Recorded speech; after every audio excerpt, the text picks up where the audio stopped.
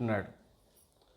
తిరిగి పునరుద్ధరించబడటమే ఉజ్జీవం అని మనం ఆలోచన చేసాం గడిచిన 2-3 వర్తమానాల్లో. రికార్డు కానివి 2 ఉన్నాయి కదా మనం మధ్యలో.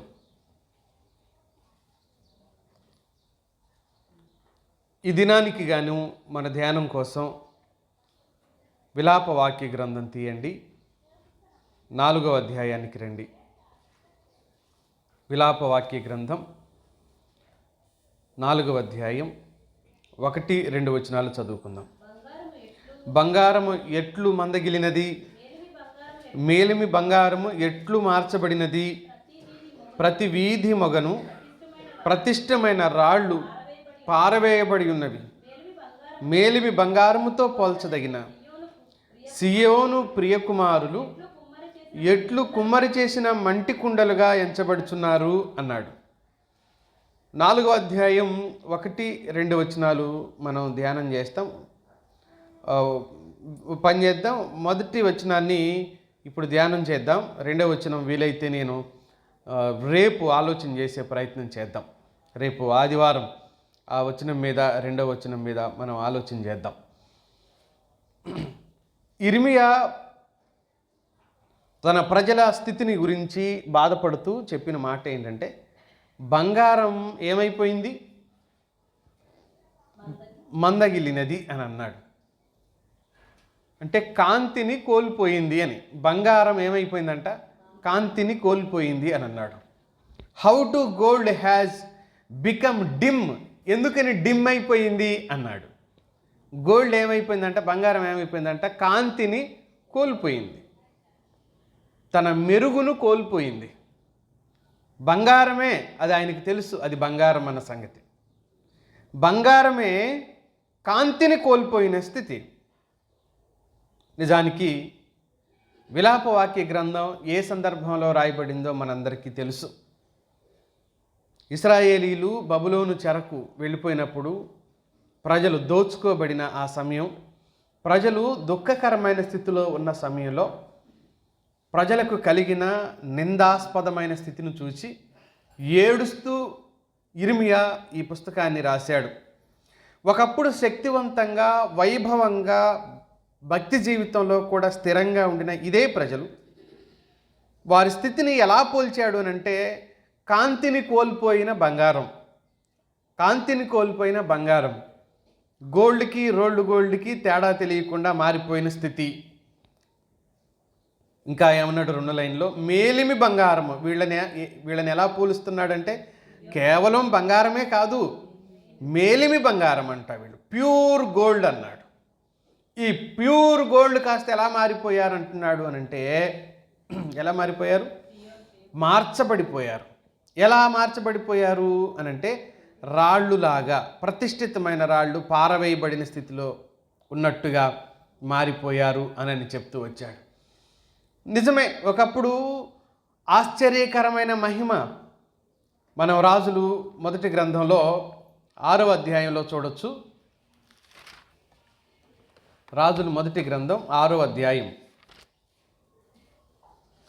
20-22 వచనాలు.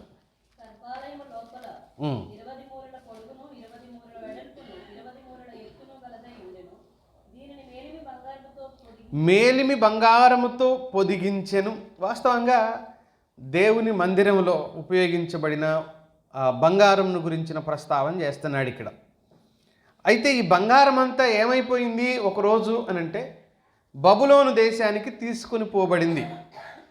కేవలం బబులోను దేశానికి బంగారం మాత్రమే తీసుకుని పోబడిందా అనంటే, అందులో ఉన్న ఉపకరణాలు మొత్తం తీసుకుని పోబడ్డాయి. ఈ విషయం రాజుల 2వ గ్రంథం 25వ అధ్యాయం 15వ వచనంలో మనం చదవచ్చు. బంగారం అంతా కూడా తీసుకెళ్ళారు. పోనీ బంగారం ఒక్కటే తీసుకెళ్ళి అలాగ వదిలేశారా అంటే కాదు. అక్కడ వాళ్ళు ఏం చేశారంటే, ఒకసారి ఇర్మియా గ్రంథం తీయండి, 52వ అధ్యాయం 15వ వచనంలో ఉన్న భాగాన్ని చూద్దాం. 52వ అధ్యాయం 15వ వచనం.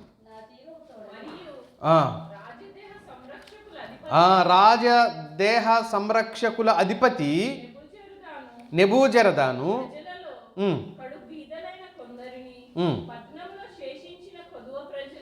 ఉమ్, బబులోను రాజు పక్షము చేరిన వారిని ఉమ్. గట్టి పనివారిలో శేషించిన వారిని చెరగొనిపోయేను. చెరగొని పోయాడు. ఆ పై వచ్చిన చూడమ్మా. అతడు యెహోవా మందిరమును రాజనగరును యెరూషలేములోని గొప్పవారి ఇండ్లన్నింటినీ కాల్చివేసెను. మరియు రాజదేహ సంరక్షకుల అధిపతితో కూడా ఉమ్.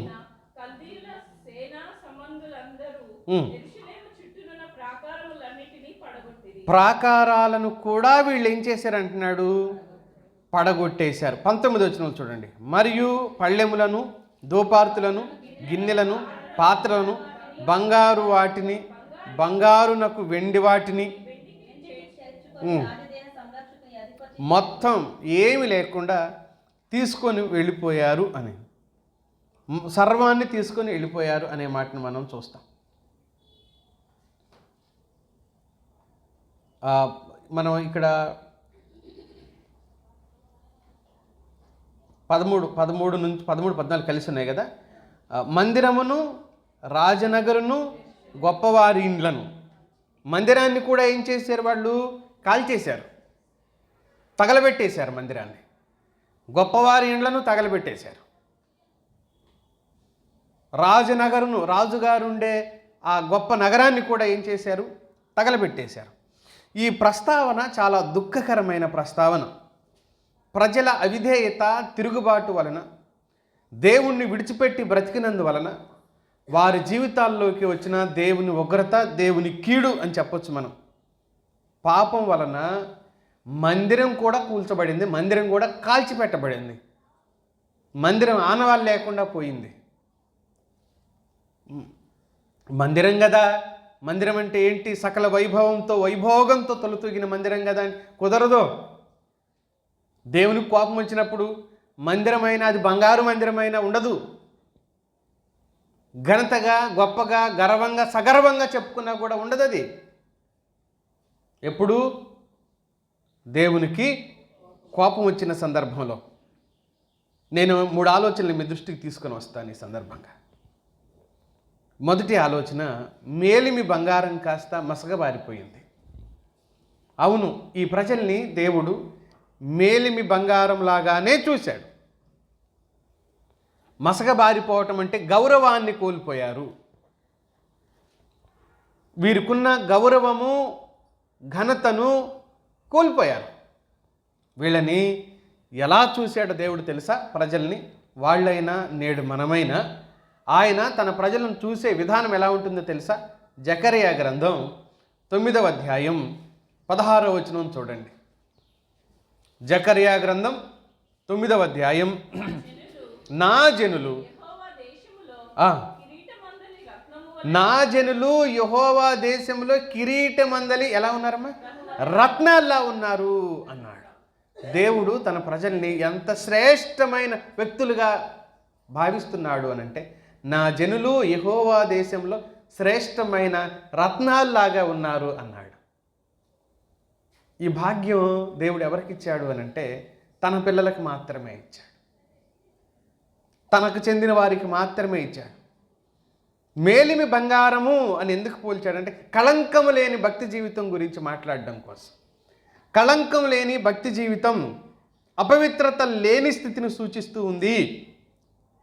ఇది దేవుడు వారి జీవితంలో దేవుడిచ్చిన ఆధిక్యత, దేవుడు వారి జీవితంలో ఇచ్చిన ఘనత. ఇప్పుడు ఆ స్వచ్ఛత ఏమైపోయిందంటే కనుమరుగైపోయింది, ఆ క్వాలిటీ కనుమరుగైపోయింది. ఆధ్యాత్మిక ప్రకాశత కోల్పోయిన విశ్వాసి. ఒకసారి ఆలోచించండి. ఆధ్యాత్మిక ప్రకాశత కోల్పోయిన విశ్వాసి, మంటను కోల్పోయిన విశ్వాసి, భారాన్ని కోల్పోయిన విశ్వాసి, బాధ్యతను కోల్పోయిన విశ్వాసి, దేవుని గురించిన ఉనికిని పూర్తిగా కోల్పోయిన విశ్వాసి, ఆయన సన్నిధి నాతోనే ఉన్నది అని చెప్పుకోవటానికి బదులుగా ఆయన ఎక్కడున్నాడో ఇక్కడెక్కడా లేడు అని ఇష్టానుసారంగా బ్రతికిన విశ్వాసి. ఆయన కన్నులు ప్రతి స్థలంలో ఉన్నాయి, ప్రతి స్థలాన్ని ఆయన కన్నులు చూస్తున్నాయి అని చెప్పి ఆ మాటను మరచిపోయిన విశ్వాసి, ఇష్టానుసారంగా బ్రతకడం ప్రారంభించిన విశ్వాసి. స్వచ్ఛత కనుమరుగైపోయింది. ఈ విషయాన్ని ముందే చెప్పాడు దేవుడు. లేవియ కాండంలో ప్రభు చెప్పిన మాట ఒకసారి చూడండి. ఆ ప్రజలకి ప్రత్యేకించి దేవుడు చెప్పిన మాట ఇది. 26వ అధ్యాయం 31 నుంచి ఇలా ఉంది. నా మనస్సు మీ యందు అసహ్యపడును, నేను మీ పట్టణములను పాడు చేసేదను, మీ పరిశుద్ధ స్థలమును పాడు చేసేదను. 33లో జనములలోకి మిమ్మను చెదరగొట్టి మీ వెంట కత్తి దూసేదను. 34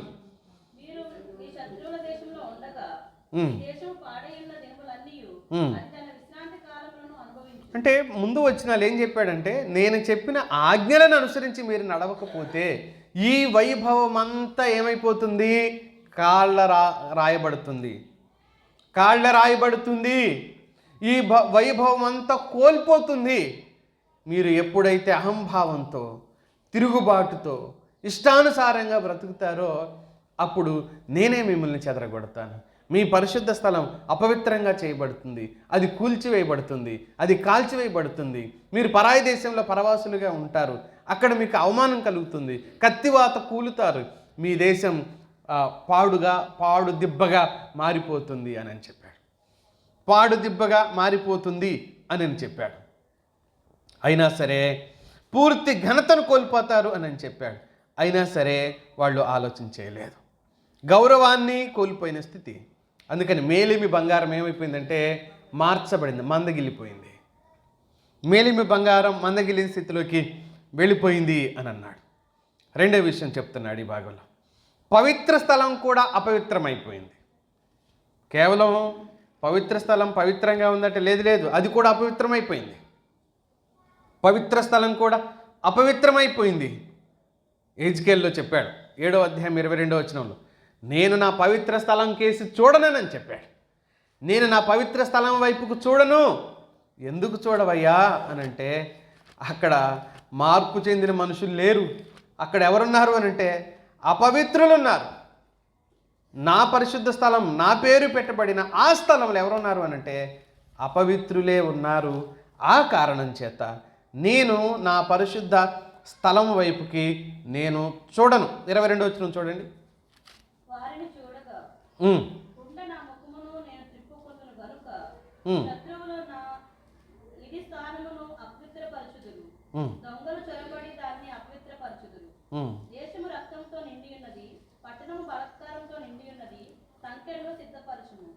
ఏం చెప్తున్నాడు? నేను ముఖం తిప్పుకుంటాను. ఆ మాటేనా 22వ వచనంలో? నేను ముఖం తిప్పుకుంటాను. 8వ అధ్యాయానికి రండి. ఇప్పుడు ముఖం తిప్పుకోవటమే కాదు, 6వ వచనం చూడండి. సెలవిచ్చెను, నరపుత్రుడా, వారు చేయి దానిని నీవు చూస్తున్నావు కదా, జాగ్రత్తగా విను. నా పరిశుద్ధ స్థలమును నేను విడిచిపోనట్లు ఇశ్రాయేలీలు ఇక్కడ చేయు అత్యధికమైన హేయ కృత్యములు చూచితివా. చాలమ్మా. ఏం చెప్తున్నాడు? నా పరిశుద్ధ స్థలమును నేను విడిచిపెట్టి వెళ్ళిపోతున్నాను. మనం ఏమంటాం? ఇదేం మందిరం? దేవుని మందిరం. పోనీ పరిశుద్ధ మందిరం, దేవుని మందిరం. మనతో పాటు ఎవరుంటారని మనం ఆశ, దేవుడు ఉంటాడు అనేది. అయితే అపవిత్రత, 2-3 కూడుకొని ఉంటే ఉంటానన్నాడు కదా అని చెప్పేసి అపవిత్రత, అవిధేయత, అయోగ్యత, తిరుగుబాటు, తిరస్కారం, అహంభావం, గర్వం, కోపం, అసూయలు, కక్షలు, భేదాలు ఉన్నప్పుడు ఆయన ఏమంటున్నాడంటే నేను నా పరిశుద్ధ స్థలమును విడిచిపెట్టి వెళ్ళిపోతున్నాను, నేను లేను ఇక్కడ అని చెప్పాడు. ఆయన లేడంట అందులో, ఆ మందిరంలో, ఆ ప్రజల మధ్యలో ఆయన లేడు. నేను లేను. ఆయన అన్నాడుగా, ఏమన్నాడు? నేను నా పరిశుద్ధ స్థలమును విడిచిపోవుటకు కారణముంది అన్నాడు. నేను నా పరిశుద్ధ స్థలమును విడిచిపోవునట్లుగా వీళ్ళు హేయమైన క్రియలు చేశారు. వీళ్ళకి భయం లేదు నేనంటే, నా వాక్యానికి, నా ఆజ్ఞలకు విలువనివ్వలేదు వీళ్ళు. అందుకే నేనేం చేశాను? నా పరిశుద్ధ స్థలాన్ని విడిచిపెట్టి నేను వెళ్ళిపోయాను, అసలు నేను లేనా మందిరంలో అని చెప్పాడు. ఈరోజు క్రైస్తవ సంఘాలు ఎలా ఉన్నాయో ఒకసారి ఊహించండి. దేవుని మందిరాలు, సంఘాలు, ప్రార్థనాలయాలు అని చెప్పబడుతుంటే ఆ స్థలాల్లో దేవుని సన్నిధి ఉన్నట్ట ఆలోచించండి. దేవుని నామం మహిమపరచబడుతుందా? ఆలోచించండి. హైదరాబాద్లోనైతే చాలా సంఘాలు యువకుల్ని ఆకర్షించడానికి ఒకడేమో స్టేజీ మీద పొగేస్తాడు, పొగలో నుంచి వస్తాడు ఆయన, పొగలో నుంచి ఒకలాంటి మ్యూజిక్ పెడతాడు పక్కన, పాస్టర్ గారు పొగలో నుంచి వస్తాడు.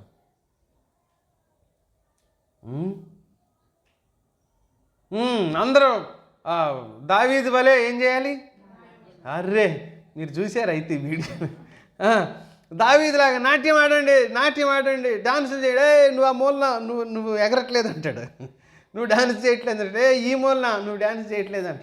దావీదు డాన్స్ చేశాడు, మనము డాన్స్ చేద్దాం అన్నారే కానీ ఎప్పుడైనా దావీదు పశ్చాత్తాపడినట్లు మనం కూడా పశ్చాత్తాపడదాం అని ఏ బోధకుడు అన్నాడు? ఆలోచించండి.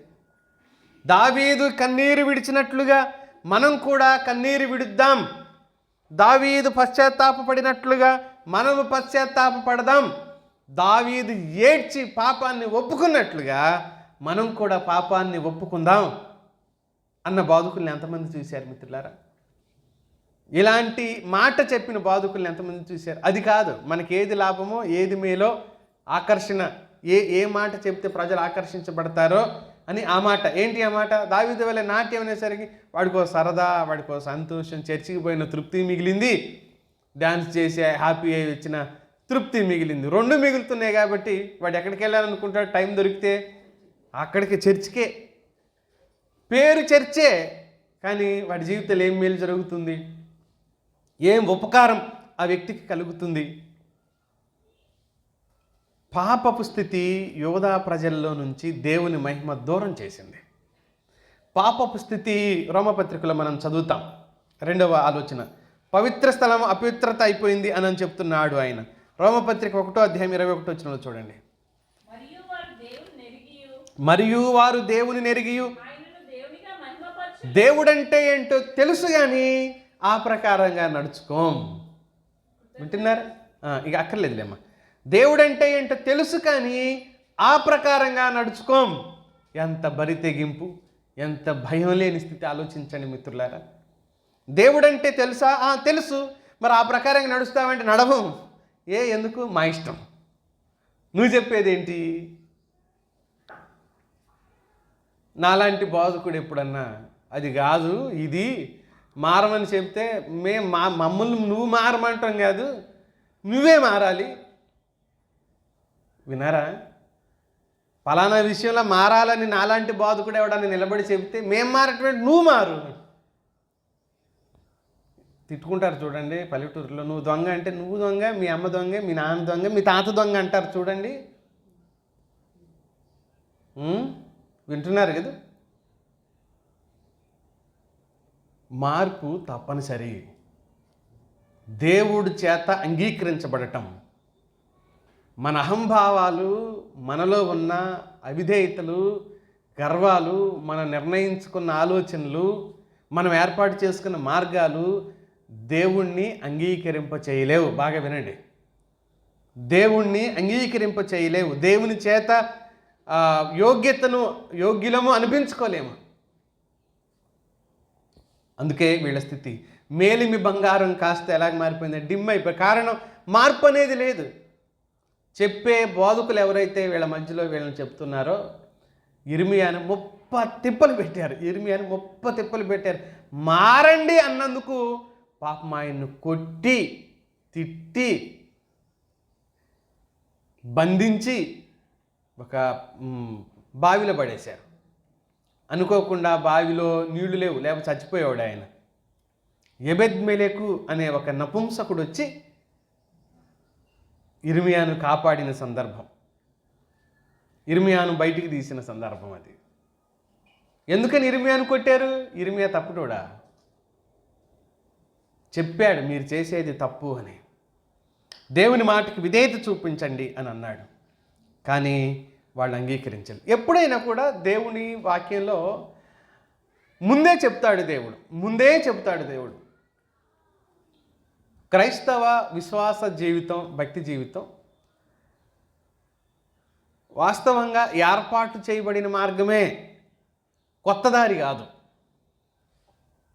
ఏర్పాటు చేయబడిన మార్గం అని ఎందుకంటున్నానంటే ఇలా వెళ్ళండి, ఇలా చేయండి అని చెప్పిన దానిలో నుంచే మనం వెళ్ళాలి. మన మనసు అంగీకరించక ఆ దారిలో మనం సరిగ్గా వెళ్ళడమే తప్ప అది ముందే చెప్పబడిన మార్గం. ఏమన్నాడు? 2 దారులు ఉన్నాయి మీ ముందు అన్నాడా? ఇదేమో ఇరుకు మార్గము, ఇదేమో విశాలం. ఇది నాశనానికి వెళ్తుంది విశాలం, ఇదేమో నిత్య జీవానికి వెళ్తుంది అని అన్నాడు. మీ ఇష్టం అన్నాడు. జనాలందరూ ఏం ఎన్నుకుంటున్నారు? విశాలం ఎన్నుకున్నారు. పోనీ ఇరుకు మార్గం ఎన్నుకున్న వాళ్ళు మాత్రమే అన్న సరిగ్గా పోతున్నామా?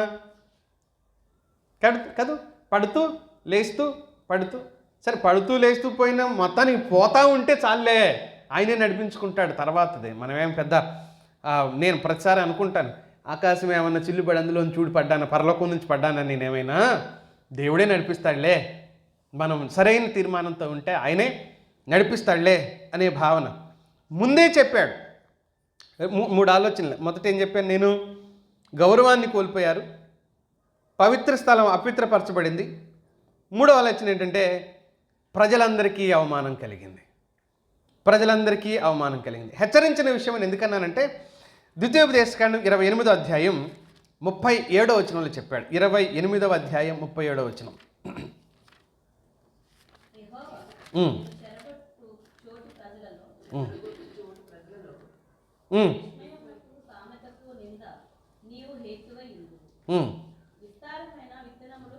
చాలు. చెదరగొట్టు చోటి ప్రజలలో విస్మయమునకు, సామెతకు, నిందకు నువ్వు హేతు అయిపోతావు. జాగ్రత్త, చెదరగొట్టే స్థితిలోకి నువ్వు రావద్దు అన్నాడు.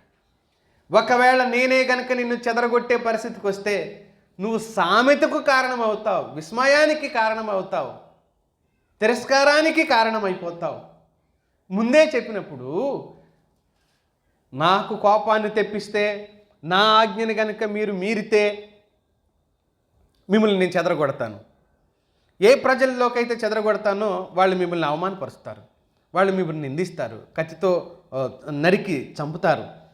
ఇలాంటి పరిస్థితి నిందించుతారు. నిందకు, విస్మయానికి, సామెతకు మీరు కారణమైపోతారు. ఏదైనా చెప్పుకునేటప్పుడు వీళ్ళలాగా అయిపోద్దిరా మీ బతుకు అని చెప్పుకుంటారంట మీ గురించి. అంతటి తిరస్కారానికి మీరు గురయ్యే పరిస్థితి వస్తుంది కనుక మీరు చాలా జాగ్రత్తగా ఉండండి అని దేవుడు చెప్పిన తర్వాత ప్రకాశింప చేయాలనుకున్నాడు దేవుడి ప్రజల్ని. ప్రకాశింప చేయాలనుకున్న దేవుని మాటను వాళ్ళు వినక బ్రతుకుని ఎలా మార్చేసుకున్నారంటే మసక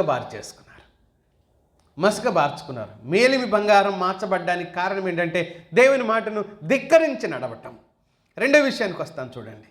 చెల్లాచెదురుగా పడి ఉన్న ప్రతిష్ఠితమైన రాళ్ళు అన్నాడు. ఆ రాళ్ళు ఏమి రాళ్ళు అంటున్నాడు? ప్రతిష్ఠించబడిన రాళ్ళు. ప్రత్యేక విధానంలో, ప్రత్యేక ఉద్దేశంతో దేవాలయం నిర్మాణం జరిగింది. ఆ దేవాలయ నిర్మాణానికి ఏర్పాటు చేయబడిన ఆ ప్రతిష్ఠితమైన, ఆ ప్రత్యేకమైన ఆ రాళ్ళు ఏమైపోయాయి అనంటే మందిరం కూల్చివేయబడిన తర్వాత ఆ రాళ్ళన్నీ చెల్లాచెదురుగా పడిపోయాయి. ఎందుకు చెల్లాచెదురుగా పడిపోయాయి అనంటే వాళ్ళు కేవలం కాల్చి మందిరాన్ని కూల్చడం మాత్రమే కాదు, మొదట దాన్ని కాల్చిన తర్వాత దానిలో ఉన్న బంగారం రేకు. ఇప్పుడు సాధారణంగా మనం ఏం చేస్తాము అంటే ఇటుకతో గోడ కట్టిన తర్వాత వాటి మధ్యలో మాలు గట్ల వేస్తాము, సిమెంట్ వేస్తాము. అది వేసిన తర్వాత ప్లాస్టింగ్ కోసం కూడా సిమెంట్ మిశ్రమాన్నే, ఇసుక సిమెంట్ మిశ్రమాన్నితో ప్లాస్టింగ్ చేస్తాం. అయితే సొలొమోన్ ఏం చేశాడంటే బంగారంతో రేకును తయారు చేసి ఆ రేకుని గోడకు పొదిగించాడు. ఇప్పుడు ప్లాస్టింగ్కి బదులుగా ఏముంది గోడకు? మొత్తం బంగారమే ఉంది.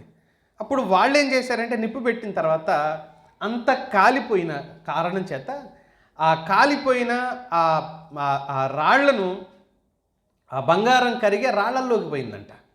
బంగారం కరిగిపోయి రాళ్లల్లోకి పోతే ఆ రాళ్లల్లో ఏమైనా బంగారం దొరుకుతుందనే ఉద్దేశంతో ఆ సైనికులు ఆ రాళ్లను రాతి మీద రాయి లేకుండా తీసేశారు. ఇది ఇలా 2 సార్లు జరిగింది. యేసుక్రీస్తు ప్రభు చెప్పిన ప్రవచనం కూడా అది నెరవేరినట్లు కూడా తర్వాత కాలంలో కూడా అలాగే జరిగింది. 70లో, క్రీస్తు శకం 70లో జరిగిన సంఘటన అది. మొదటి సందర్భంలో నెబుకద్నెజరు కాలంలో కూడా అలాంటి ప్రస్తావన జరిగింది. అందుకని రాళ్ళన్నీ చెల్లాచెదురుగా పడిపోవటానికి గల కారణం ఏంటంటే దూరంగా ఈడ్చేశారు వాళ్ళు ఆ రాళ్లను, దూరంగా ఆ రాళ్లను లాగేశారు. చాలా పెద్ద రాళ్ళు అవి వాస్తవంగా. ఆ రాళ్లను దూరంగా ఇసిరేసి దూరంగా నెట్టేసి బంగారాన్ని వెతుక్కున్నారంట సైనికుల సమయంలో. ఆ విషయం చెప్తున్నారు. చెల్లాచెదురుగా పడిపోయి ఉన్నాయి. అంత మాత్రమే కాదు, ప్రజలను కూడా రత్నాలు బంగారం అని దేవుడు అన్నాడు కాబట్టి, ప్రజలను కూడా దేవుడు బంగారంగా భావించి మాట్లాడుతున్నాడు కాబట్టి, గౌరవించి మాట్లాడుతున్నాడు కాబట్టి, ఆ ప్రజలు కూడా ఏమయ్యారు? తల్లి పిల్లలు వేరైపోయి బబులోను దేశానికి బానిసలుగా వెళ్ళిపోతున్న సమయంలో ఎవరిని దొరికితే వాళ్ళని పట్టుకుని తీసుకెళ్ళిపోతున్నారు కనుక మా అమ్మ ఎక్కడుందో తెలియదు, మా నాన్న ఎక్కడున్నాడో తెలియదు, మా పిల్లలు ఎక్కడున్నాడో తెలియదు, భర్త ఎక్కడున్నాడో భార్య ఎక్కడున్నాడో తెలియదు. శత్రువులు గుంపులుగా వీళ్ళని తీసుకెళ్ళిపోయారు. కొంతమంది ఏమో బబులోనులో ఉన్నారు పిల్లలు, తల్లిదండ్రులేమో ఊర్లో ఉన్నారు. కొంతమంది తల్లిదండ్రులేమో బబులోనులో ఉన్నారు, మరి కొంతమంది పిల్లలేమో ఊర్లో ఉన్నారు. అక్కడ వాళ్ళకి తిండి ఎవరు పెడతారు, ఇక్కడ వీళ్ళకి తిండి ఎవరు పెడతారు? అంటే వారి బ్రతుకులు చిందరవందరగా మారిపోయాయి అన్న విషయాన్ని, చిందరవందరగా వాళ్ళ స్థితులు పరిస్థితులు మారిపోయాయి అని చెప్పడానికి ఈ ప్రస్తావన తీసుకుని వచ్చాడు. పేతురు అన్నాడు సజీవమైన రాళ్ళు ఆత్మీయులు అని. మొదటి పత్రిక 2వ అధ్యాయం 5వ వచనంలో చెప్పాడు. సజీవమైన రాళ్ళుగా పోల్చాడు. అమ్మా, యేసుక్రీస్తు ద్వారా దేవునికి అనుకూలములకు ఆత్మ సంబంధమైన బలులను అర్పించుటకు పరిశుద్ధ యాజకులుగా ఉండునట్లు మీరును సజీవమైన రాళ్ల వలె ఉండి ఆత్మ సంబంధమైన మందిరముగా కట్టబడాలి. కానీ చిందరవందరగా విసిరివేయబడితే, రాళ్ళు చిందరవందరగా ఉంటే గోడ అవుద్దా? ఒక క్రమం, ఒక మర్యాద, ఒక యూనిటీ, ఒక ఏకత్వం రావాలి సంఘంలో, విశ్వాసుల మధ్యలో. అదే కట్టబడ్డం అంటే, అదే నిర్మించబడటం అని అంటే. కనీసం ఆ గుండు వేసి చూస్తాడు, ఆ తాడు మట్టపు గుండు అంటాం తెలుగులో అయితే, రకరకాల ప్రాంతాల్లో రకరకాల వాడతారు ఆ భాష. కనీసం ఒక్కరాయి అయినా వంకరగా రావాలని కోరుకుంటాడా మేస్త్రి ఎప్పుడైనా? ఒక్కరాయి కూడా ఏం కాకూడదు, వంకర రాకూడదు. వంకర వచ్చిన రాయిని వెంటనే దాన్ని లోపలికి నెట్టేస్తాడు. అది అక్కడ ఫిక్స్ అవ్వకపోతే కత్తిరించేస్తాడు, దాన్ని పగలగొట్టేస్తాడు. దాన్ని పగలగొట్టి కట్టాలనుకున్న గోడని ఏం చేస్తాడు? వంకర లేకుండా చూసుకుంటాడు. దేవుని సంఘము మందిరం అంటే ఇది కాదు పరలోకం వచ్చేది. రేపు ఇది వచ్చిద్దా? ఇన్ని లక్షలు పెట్టి కట్టారు, ఇది పరలోకం వచ్చిద్దా? దీనికంటే విలువైంది ఏంటంటే, ఈ మందిరం కంటే విలువైంది ఏంటంటే, మందిరంలో ఉండి ఆరాధన చేసేవాళ్ళు విలువైన వాళ్ళు, వీళ్ళే పరలోకం చేరేది. ఈ మందిరం కోసం రక్తం కార్చలేదు ప్రభు, మందిరంలో కూర్చునే వాళ్ళ కోసం రక్తం కార్చాడు ప్రభు. అవునా? మరి మనం కదా కట్టబడవలసింది. మందిరం కట్టుకున్నాములే ఎలాగైనా బ్రతకొచ్చులే అనుకుంటే కాదు. మందిరం కట్టబడింది అని అంటే మనం మరింతగా కట్టబడడం కోసం దేవుడు అవకాశాలు కల్పిస్తున్నాడు. సౌకర్యం ఎక్కువ కలుగుతుంది మందిరంలో అని అంటే నువ్వు తొందరగా కట్టబడాలని దేవుడు ఆశిస్తున్నాడు. కట్టబడాలి దేవుని కోసం, దేవుని నామ మహిమ కోసం మనం కట్టబడాలి. దీంట్లో 3 ఆలోచనలు మీ దృష్టికి తీసుకుని వస్తా. జాతి మొత్తానికి, దీన్ని సార్వత్రికం అని అంటాం. జాతి మొత్తానికి కలిగిన అవమానం, జాతి మొత్తానికి అవమానం కలగటానికి కారణం ఏంటి? సామెతల గ్రంథం 14వ అధ్యాయం చూడండి, 34వ వచనంలో ఈ మాట మనం చదువుతాం. నీతి జనములు ఘనతకెక్కుటకు కారణము, పాపము ప్రజలకు అవమానం తెచ్చును అని అన్నాడు. ఈ ప్రజలకు అవమానం కలగటానికి కారణం ఏంటి మిత్రులారా? పాపం. వీరికి అవమానం కలగటానికి గల కారణం పాపం. చెల్లాచెదురుగా పడిపోయిన రాళ్ళు, ఒకరితో ఒకరికి సంబంధం లేదు, ఒకరితో ఒకరికి ఐక్యత లేదు. ఇంకెక్కడ ఉద్యోగం వచ్చింది దేవుని మందిరాల్లో? ఇంకెక్కడ ఉద్యోగం కలుగుతుంది దేవుని సన్నిధిలో? కొందరైతే విభజనలు. ఎలాంటి విభజనలు? ప్రాంతాలను బట్టి విభజన అంటే మనం ఈ ప్రాంతం వాళ్ళం కాబట్టి మనమంతా ఒకటి, వాళ్ళు ఆ ప్రాంతం వాళ్ళు కాబట్టి ఆ ప్రాంతం అంతా ఒకటి, మన బ్యాచ్ వేరే వాళ్ళ బ్యాచ్ వేరే, ఇది ఒకటైద్ది, ఒక విభజన. రెండో రకమైన విభజన ఎలా ఉంటుందంటే సంఘాలలో మనమంతా అక్కడొకడు ఉన్నా సరే మనమంతా ఒక కులం. మనదేంటి? మనదంతా ఒక కులం. కులాలను బట్టి విభజన. మూడో విభజన కూడా ఉంది తెలుసా? మనమంతా ఎక్కడి నుంచో ఇక్కడికి వచ్చాం కాబట్టి మనమంతా ఒకటైపోవాలి. నేను పరిచయం చేసి వచ్చిన సంఘాలలో జరిగిందే ఇది. మనమంతా ఎక్కడి నుంచి వచ్చాం? ఆంధ్ర నుంచి వచ్చాం కాబట్టి నేను ఎక్కువ తెలంగాణలోనే పరిచయం చేశాను. ఎక్కువేంటి మొత్తం చేసిందే తెలంగాణలో. మనం ఆంధ్ర నుంచి వచ్చాం కాబట్టి మనమంతా ఒకటి అవ్వాలి. ఇప్పుడు కలిసి ఉండటం తప్పు కాదు, అందరూ విభజించబడి కలిసి ఉండటం తప్పు. దేవుడు పని ఎలా చేస్తాడు? నేను నా పరిశుద్ధ స్థలమును విడిచిపెట్టిపోవుటకు కారణం. అసలు ఈ మాట దేవుడు అంటున్నప్పుడు ఆయన ఎంత బాధపడి ఉంటాడు? నేను నా పరిశుద్ధ స్థలాన్ని విడిచిపెట్టి వెళ్ళిపోయాను, లేను నేను నా మందిరంలో అని దేవుడు అంటున్నప్పుడు, నేను నా మందిరాన్ని విడిచిపెట్టి వెళ్ళిపోయాను అంటుంటే, ఇది జాతి మొత్తానికి కలిగిన అవమానానికి గల కారణం పాపము. పాపము ఏం చేస్తుంది అన్నాడు? చదవమ్మా ఆ లైను. అవమానము తెచ్చును. పాపము ప్రజలకు అవమానం తెచ్చును. అది చాటుగా జరిగిన, నేటుగా జరిగిన, చాలా కాలం క్రితం జరిగిన పాపం ఎప్పుడు కూడా మనిషికి అవమానమే తెస్తుంది.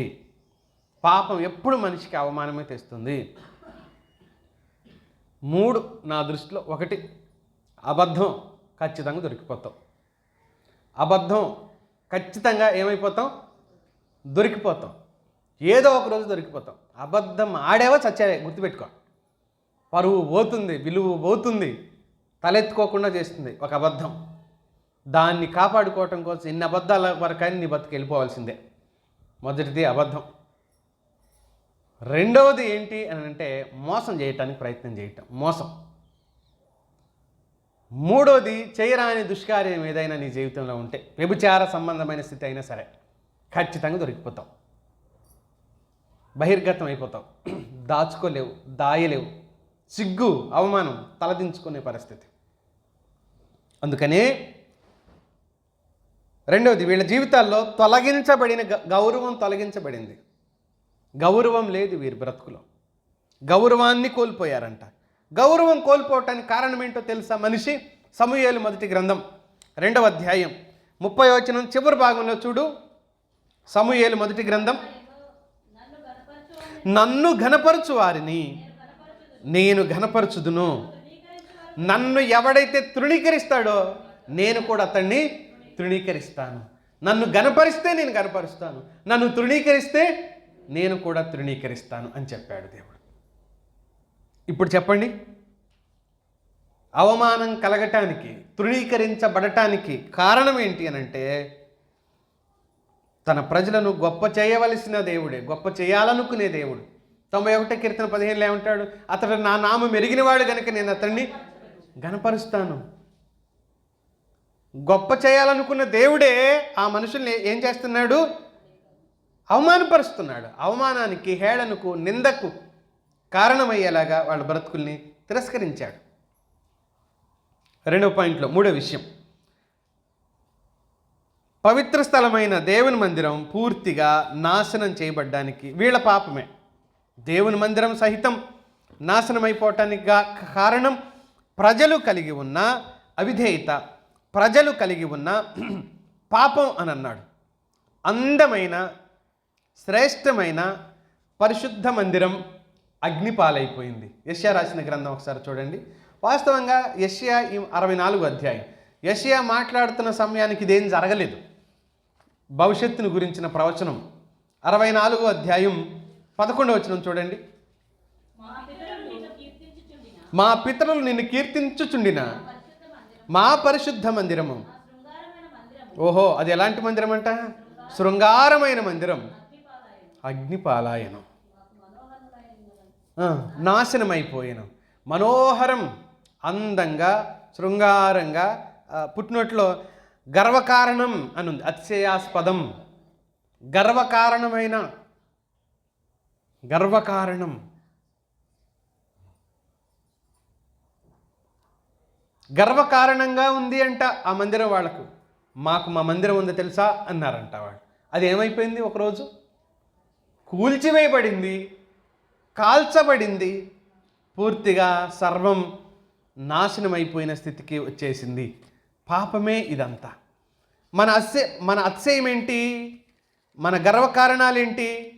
దేనిని బట్టి అతిశయపడుతున్నాం? దేనిని బట్టి గర్వపడుతున్నాం? మిత్రులారా, డబ్బును బట్టి గర్వపడితే మూర్ఖుడు అవుతాడు. కారణం, మనిషిని గనక డబ్బే బ్రతికించవలసి వస్తే కోవిడ్ టైంలో ధనవంతులు ఎవడు ఏం కాకూడదు? చావకూడదు. చావలేదా? చచ్చిపోలేదా? డబ్బే గనక బ్రతికించేదైతే ఎవరు చనిపోకూడదు, అందరు బ్రతకాలి. ధనవంతులు బ్రతికి పేదవాళ్ళు మొత్తం స్మాష్ అయిపోవాలి. దేవుడు కనికరించిన వాడు బ్రతికాడు, అందులో పేద లేదు, ధనవంతులు లేదు. ఒకసారి ఆలోచించండి మిత్రులారా, ఈ మాటల్ని, దేవుని ఆలోచనల్ని గుర్తించడానికి ప్రయత్నం చేయండి. దేవుని మందిరమే పూర్తిగా పాడైపోయే పరిస్థితి. కారణం, దేవుని మాటలు అంగీకరించలేదు, లేఖనాలను దృష్టించలేదు. ఆనాడు రాయబడిన లేఖనాలు వాళ్ళ మధ్యలో లేకపోయినా, ఈనాడు రాయబడిన లేఖనాలు ఎన్ని ఉన్నా సరే దానిని అంగీకరించలేని, పాటించలేని, తిరస్కరించే ఒక దురుద్దేశపు ఆలోచన ఈనాటి క్రైస్తవ్యంలో ఉండటం చాలా దుఃఖకరమైన సంగతి. రెండు ఆలోచనలు చేసాం. ఒకటి, మేలిమి బంగారం మసకబారిపోయింది. రెండవది, ప్రతిష్ఠితమైన రాళ్ళు చెల్లాచెదురుగా పడిపోయాయి అని అన్నాడు. ఆ ప్రతిష్ఠితమైన రాళ్ళు ఎవరో కాదు, మనుషులే. ప్రతిష్ఠితమైన రాళ్ళు, ఈనాడు దేవుని సంఘం కూడా ప్రతిష్ఠితమైన రాళ్లే, కట్టబడుతున్న రాళ్లే. అయితే ప్రతిష్ఠితమైన రాళ్ళు కాస్త ఈనాడు దేవుని సంఘం చెల్లాచెదురుగా విభజనలతో ఉండిపోయింది. ఎప్పుడు కట్టబడుతుంది? ఎలా కట్టబడుతుంది? కట్టబడకపోతే ఎంత నష్టమో తెలుసా? ఆయన తన మందిరాన్ని కడుతున్నాడు, ఆయన తన సంఘాన్ని కడుతున్నాడు. అందుకనే ఆత్మ సంబంధమైన మందిరముగా ఉండుటకు ఆయన కడుతున్నాడు అన్నాడు. ఎఫెసీ పత్రిక 2వ అధ్యాయంలో చెప్పాడు దైవజనుడు. ఆత్మ సంబంధమైన మందిరంగా ఉండటానికి కడుతున్నాడు. ఆ కట్టేవాడు దేవుడే, కడుతూనే ఉన్నాడు. ఆ కట్టే పని దేవుడే తీసుకున్నాడు. దేవుడు మాత్రమే తీసుకొని ఆ నిర్మాణాన్ని కొనసాగిస్తున్నాడు. ఎప్పుడైతే మనం ఇండ్లు నిర్మాణాలు జరిగేటప్పుడు అవి పూర్తిగా అయినప్పుడు దానిని నివాసయోగ్యంగా మార్చుకుంటాం. అది పూర్తి కాకుండా ఆ ఇంట్లో నివాసం చేయలేం కదా. అలాగే కంప్లీట్ దేవుని సంఘ నిర్మాణం కూడా కంప్లీట్ అయిన తర్వాతే వరుడైన క్రీస్తు ప్రభు మధ్యాకాశానికి వచ్చి సంఘాన్ని తీసుకెళ్తాడు. ఈ నిర్మాణం పూర్తి కాకపోతే ఆయన రాడు. మరి పూర్తి అవుతుందా, అవడం లేదా? వ్యక్తిగత సమాధానాలు మనం చెప్పుకోవాలి మిత్రులారా. సంఘాన్ని కట్టడానికి ఉన్నామా, విభజించడానికి ఉన్నామా? అంటే కట్టడానికి బదులుగా విభజనకు మనం కారణం అవుతున్నాము అని అంటే దాని అర్థం ఏంటి? యేసుక్రీస్తు ప్రభు రాకుండా కూడా అడ్డుకుంటున్న వాళ్ళం అవుతాం అన్నమాట. అది ఒక దుర్మార్గమైన చర్యగా మిగిలిపోతుంది. చివరి మాట, మూడో మాట చెప్తాను. కళంకితులైన మనుషులకు మహిమను తెచ్చేవాడు, మళ్ళీ మహిమను తెచ్చేవాడు ఆయనే. కళంకితులైన మనుషులకు మళ్ళీ మహిమనిచ్చేవాడు. కోల్పోయిన దాని విషయం దుఃఖించారు ఆనాటి ప్రజలు. కోల్పోయిన దాని విషయమై ఏదైతే కోల్పోయారో, ఏదైతే నష్టపోయారో, దేని విషయమై వాళ్ళు అవమానించబడ్డారో, నిందించబడ్డారో ఆ విషయాన్ని నాటి ప్రజలు అర్థం చేసుకున్నారు. మరి ముఖ్యంగా ఇర్మియా లాంటి వాళ్ళు ఆలోచన చేయటం ప్రారంభించారు. ఇర్మియా లాంటి వాళ్ళు దుఃఖపడ్డం. ఏమని దుఃఖపడ్డారు తెలుసా? విలాప వాక్య గ్రంథానికి రండి, మొదటి అధ్యాయానికి రండి.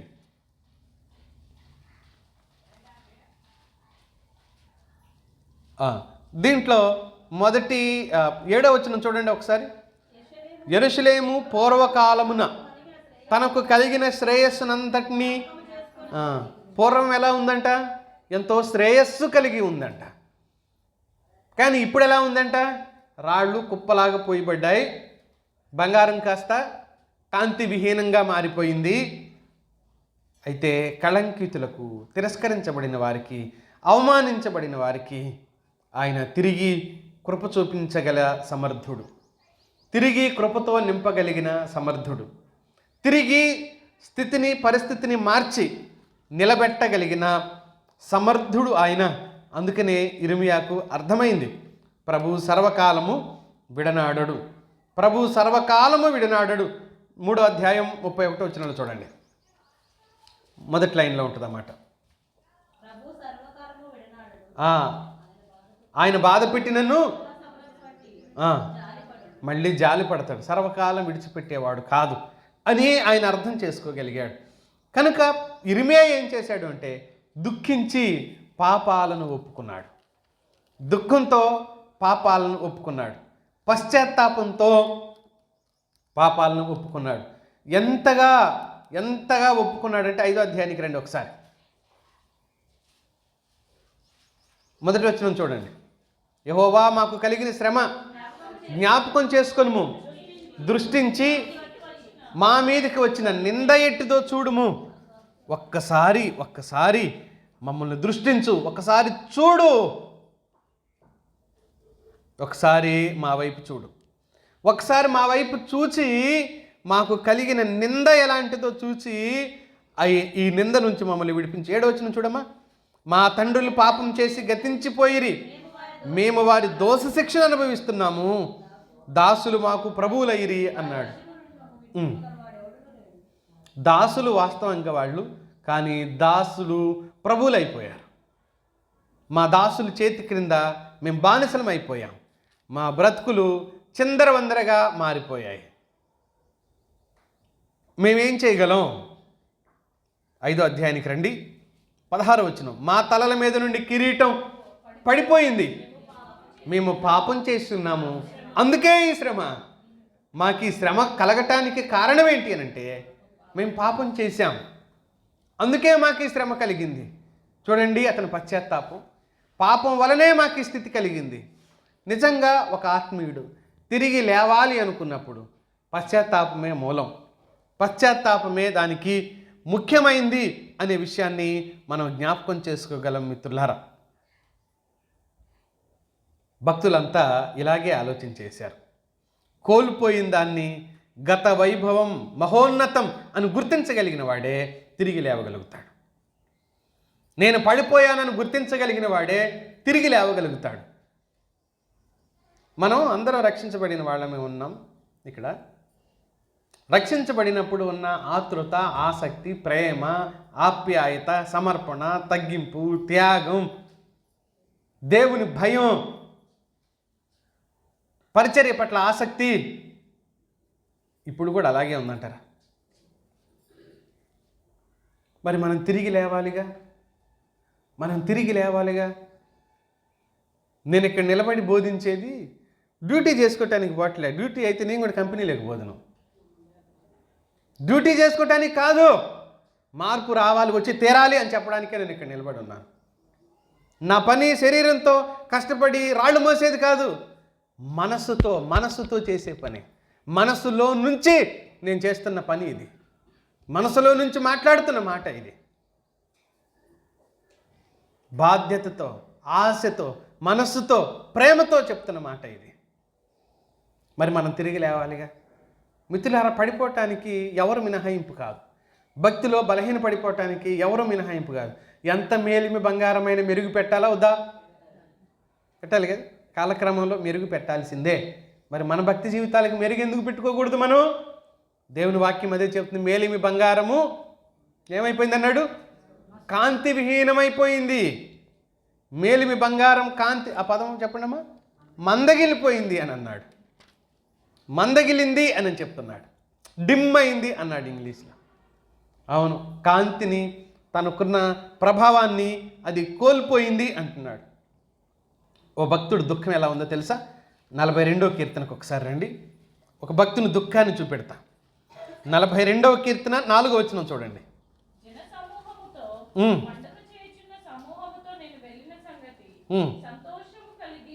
ఈయనంట ఒకరోజు జనసమూహంతో పండగ చేసుకున్న సమూహంతో వెళ్ళిన సంగతి సంతోషం కలిగి స్తోత్రములు చెల్లించుచు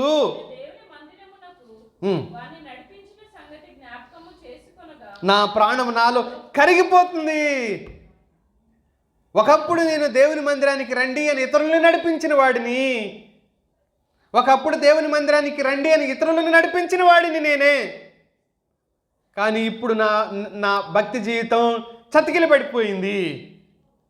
నేను ఇతరులను నడిపించలేని స్థితిలోకి వచ్చేసాను.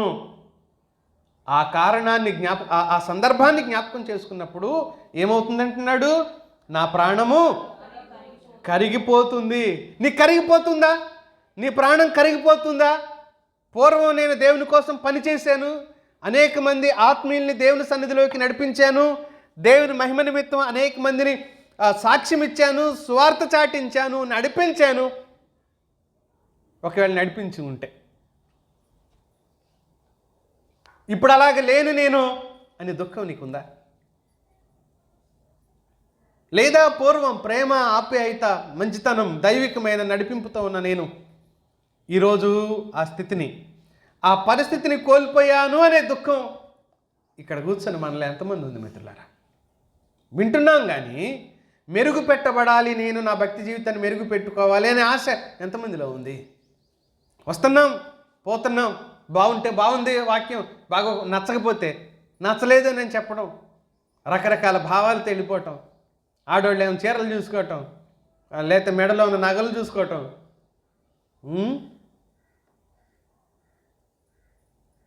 ఎవరెవరు వచ్చారో చూసుకోవటం. వీటితో ఎవరికి లాభం? దేవి లాభం? మనం వచ్చింది ఎక్కడికి? ఏం ఆలోచన చేసుకుని వెళ్తున్నాం ఇక్కడి నుంచి? ఆయన హృదయం మళ్ళీ లాస్ట్లో ఏం చదవమ్మా? ఏమన్నాడు? నా ప్రాణము నాలో కరిగిపోతుందని దుఃఖపడుతున్నాడే. ఎంతమందికి దుఃఖం ఉంది మనలో? తిరిగి లేవాలి, ప్రభు కోసం వెలగాలి, మెరవాలి, సాక్ష్యమై బ్రతకాలి, బ్రతుకులో ఉన్న చీకటి నీడలు తొలగించుకోవాలి, వదిలిపెట్టుకోవాలనుకున్న పాపాన్ని వదిలిపెట్టుకోవాలి, చేయాలి అనుకున్న దేవుని కోసం, దేవుని పక్షాన్ని చేయాలనుకున్న పనిని చేయాలి అనే భావన మనలో ఎంతమంది కలిగి ఉన్నాం మిత్రులారా? మనలో ఎంతమందికి ఈ ఆలోచన, ఈ ఆశ ఉంది? ఒకసారి ఆలోచించండి. దేవుని వాక్యం అంటుంది, దీంట్లో రెండో సందర్భాన్ని జ్ఞాపకం చేస్తే దేవుడు అంటున్నాడు, పశ్చాత్తాపపడు. ప్రకటన గ్రంథం 2వ అధ్యాయం 16వ వచనం చూడండి. ప్రకటన గ్రంథం. కాబట్టి మారు మనసు పొందుము, లేని ఎడల నేను నీ యొద్దకు వచ్చి నీతో యుద్ధం చేస్తాను అని చెప్పాడు. మారు మనసు పొందు, నేను తొందరగా రాబోతున్నాను నీ దగ్గరికి, నీతో యుద్ధం చేయబోతున్నాను, నువ్వు మారకపోతే నాకు నీకు ఏంటి యుద్ధం అని అన్నాడు. అక్కడే 21వ వచనంలో చూడండి,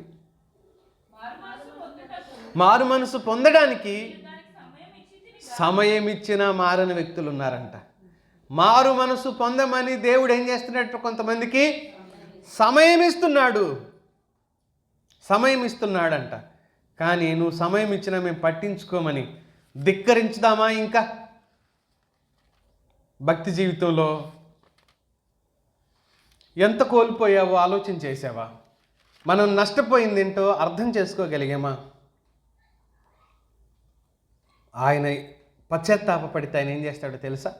మళ్ళీ బంగారు ప్రస్తావన తెచ్చుకుందాం. మలాకీ గ్రంథం 3వ అధ్యాయం 3వ వచనం చివరి భాగంలో ఉంది. వెండి బంగారములను నిర్మలము చేయు రీతిని ఆయన వారిని నిర్మలులనుగా చేయును అని అన్నాడు. ఏం చేస్తాడంటే ఆయన వెండి బంగారాన్ని నిర్మలంగా చేసినట్లుగా, ప్రకాశవంతంగా చేసినట్లుగా, ఎలాంటి కల్తీ లేకుండా చేసినట్లుగా మళ్ళీ మన బ్రతుకుల్ని ఆయన ఏం చేస్తానంటున్నాడు? కల్తీ లేకుండా శుద్ధి చేస్తాను అని చెప్తున్నాడు. తిరిగి బాగు చేస్తాను అని చెప్తున్నాడు. ఇర్మియాకున్న ఆశ కూడా చెప్పి నేను ముందుకెళ్తాను. చూడండి 31వ అధ్యాయం మనకు బాగా సుపరిచితమైన అధ్యాయం. ఈ అధ్యాయం అంతా ఆయన కృపల గురించి చెప్పబడుతూ ఉంటుంది. 6వ వచనం చూడండి, ఏమన్నాడు? ఎఫ్రాయిము పర్వతముల మీద కావలి వారి కేక వేసి సియోనునకు ఒకరోజు రాబోతుంది, దేవుని దగ్గరికి వెళ్దాం అని ప్రజలు చెప్పుకునే ఒక రోజు రాబోతుంది.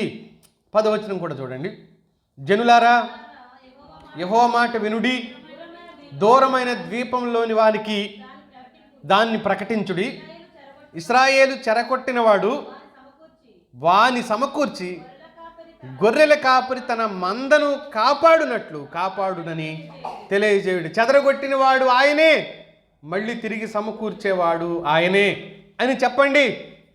నేను విడిచిపెట్టేవాడిన కాదు మిమ్మల్ని, ఆయన విడిచిపెట్టేవాడు కాదు అని ఆయనే స్వయంగా చెబుతూ, నేను మిమ్మల్ని మరలా సమకూరుస్తాను అని చెప్తుంటే, మీరు మారు మనసు పొందితే తిరిగి యథాస్థానంలో మిమ్మల్ని ఉంచుతాను అంటుంటే, నిర్మలం చేస్తాను, బంగారమును నిర్మలం చేయను రీతిగా, బంగారములో ఉన్న కల్తీని తొలగించు రీతిగా మన బ్రతుకుల్లో ఉన్న కల్తీని తొలగించుతాను అంటుంటే అంగీకరించకుండా ఉంటే, మరి తిరిగి ఎప్పుడు నువ్వు రివైవ్ అవుతావు, ఉజ్జీవించబడతావు, పునరుద్ధరించబడతావు? 24 క్యారెట్స్ బంగారం అయినా సరే కొన్ని రోజులకి ఏం చేయాలి? మళ్ళీ దాన్ని పెట్టాల్సిందేనా? అవసరం లేదా? ఖచ్చితంగా పెట్టాల్సిందే. ఎంత ఉన్నతమైన భక్తి జీవితం కలిగిన పెద్ద భక్తుడైనా సరే ఆ వ్యక్తి కూడా మళ్ళీ ఏమవ్వాలి? సరిచేయబడి మెరుగు పెట్టబడాల్సిందే దేవుని సన్నిధిలో. అది పశ్చాత్తాపంతోనే కొనసాగాలి. తలలు వంచుదాం. ఈ మాటలను బట్టి దేవుని సన్నిధిలో మనం సరిచేయబడదాం. మిత్రులారా, ఒకసారి ఆలోచన చేద్దాం. దేవుడు అనుకుంటున్న బంగారం, దేవుడు తన స్థాయిలో ఆలోచన చేసిన అత్యున్నతమైన స్థితి ఆయన ఆత్మీయులకు ఇచ్చింది. దాన్ని ఏమంటున్నాడు అనంటే మేలిమి బంగారం.